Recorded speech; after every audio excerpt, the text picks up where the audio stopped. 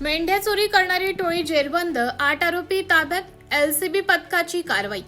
शहादा तालुक्यात मेंढ्या चोरी करणाऱ्या टोळीला जेरबंद करण्यात नंदुरबार स्थानिक गुन्हा अन्वेषण शाखेच्या पोलिसांना यश मिळाले असून 8 आरोपींना गजाआड केले आहे.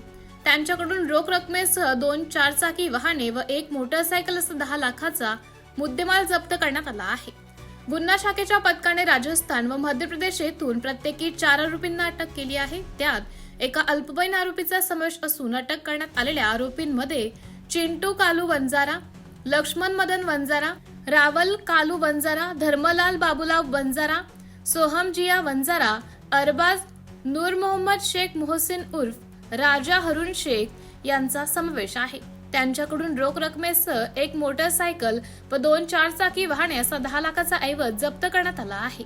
दरम्यान स्थानिक गुन्हा अन्वेषण शाखेने शहादा पोलीस ठाण्याच्या हद्दीत घडलेल्या या घटनेचा छडा लावण्यात यशस्वी झाले.